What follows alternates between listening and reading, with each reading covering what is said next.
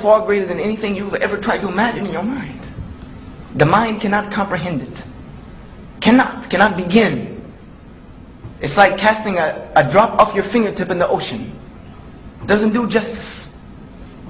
Muhammad, peace be upon him, is a man like you've never read about. This is why we got so angry. And when they wrote these cartoons about him in Denmark, maybe a lot of us overreacted. Yes, we overreacted. But if someone insulted your mother, most of us probably would overreact, just because we love them so much. We love him so much because he gave us this pure religion, this great way of life that has changed me from being somebody that nobody wanted to be around to somebody who now wants to be around everyone, because I want them to know where I've been and what I've come through. And even though my grandmother passed away in 2002, and my parents are not Muslim yet, I'm working on them. They are very staunch, they are very strict Christians still. But they love me to death, and they love the fact that I'm Muslim.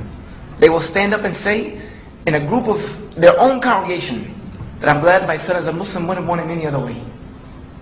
Because before, he did not have any respect for me. Even as a Christian, no respect for me. Now as a Muslim, he calls me every day. When I'm sick, he drops everything to come see me across the country. Why? Because his religion tells him he has to. This is a way of life people need. And I'm going to finish. Forgive me for not being able to compose myself. I'm going to finish with a statement of Bernard Shaw, who many of you may have read his works. He said about Muhammad in Islam, peace be upon him, that if a man like Muhammad were to assume leadership of the world today, he would solve every single problem. He would solve every single one of his problems during his afternoon cup of tea. This was this man. And this was the religion he founded.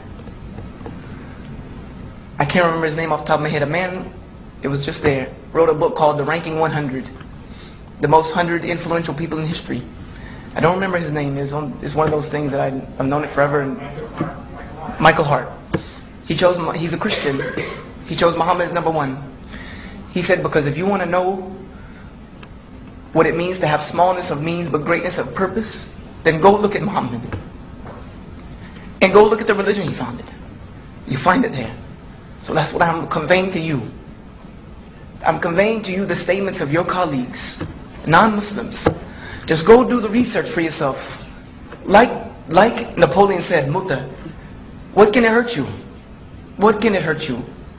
It can either be an interesting study that may lead you to understand 10 million people in this country a lot better, and 2 billion people in the world a lot better, and growing. Statistically, by the year 2015, Muslims will be a majority in the world. Statistically, we will be. So, I mean, it's just going to happen. So you will know them a lot better.